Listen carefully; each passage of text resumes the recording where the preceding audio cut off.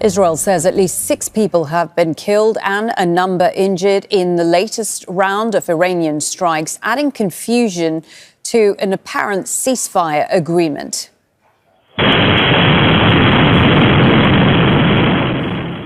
This is the moment a missile strike hit a building in Beersheva in southern Israel. The attacks started just an hour after Iran announced it would halt strikes on Israel. That followed an earlier declaration by US President Donald Trump that both countries had agreed to a ceasefire. The first phase of that ceasefire ended a few minutes ago, but it remains unclear whether either side has actually agreed to its terms.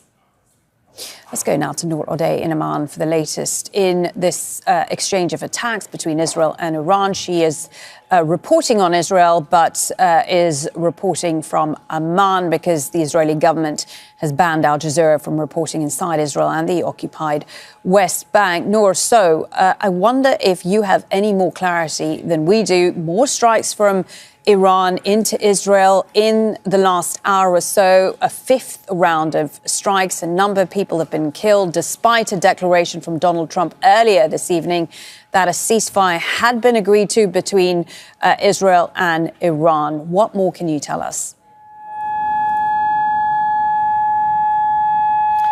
Well, Malin, in the background, you can hear that ear-piercing siren, and it is the all clear here in Amman, meaning the 5th salvo of Iranian missiles have already crossed Jordanian airspace. And that basically means that at the top of this hour, when the ceasefire is supposed to go into effect, Iran's missiles were already launched and done with. And we've seen that happen in the past in ceasefires with Israel, where parties would go on until the very last breath. Now, this was quite unusual, what we've seen in the past hour or so. 5 different missile launches from Iran on various areas in Israel. The most devastating, of course, in Beersheva or Beersheva, where 6 people are feared dead and perhaps more trapped under the rubble in the building that was really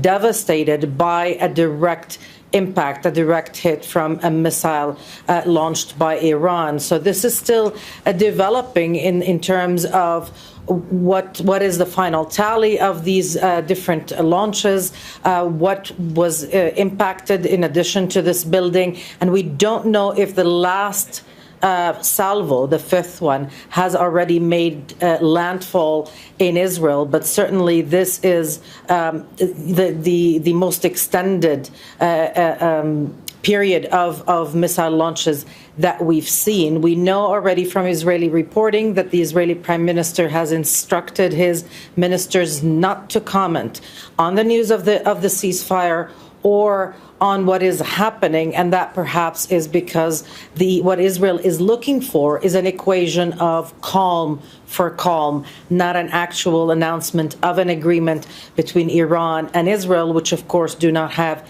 any kind of diplomatic relations. And Noor, earlier this evening or late last night, Donald Trump, the US president, said that the Iran-Israel conflict should be declared a 12-day war. Clearly, he seems to want this to be the end of it, but there are still so many questions, are they not, about the status of Iran's nuclear capabilities. What is your sense from the Israeli leadership?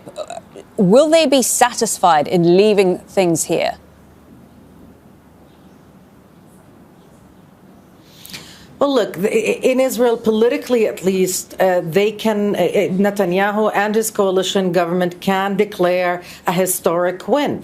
Israel was able to assault Iran, to bomb various sites across the country, to hurt Iran and the Iranian government, if you will, do something that nobody thought could be done, especially without direct American engagement from the get-go. And not only that, Netanyahu was able to drag Donald Trump into the mix, to have him deploy those large B-2 bombers and to strike at Iran's three most fortified nuclear sites. So politically speaking, they can declare a win. And this would be a win just in time, just before the Israeli public begins to say that this is a war without an end, that this is a war of attrition, because the losses, economic and otherwise, have been significant.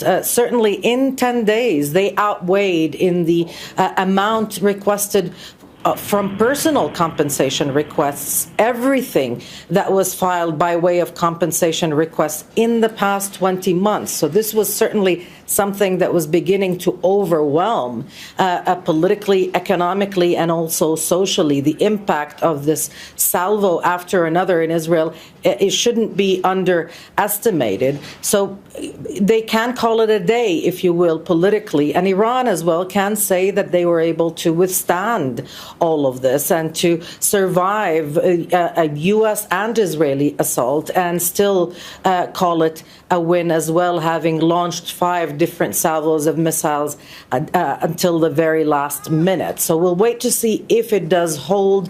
But my estimate, my guess is, just from following what the different statements and dynamics is that nobody will call this an agreement, at least not Iran and Israel.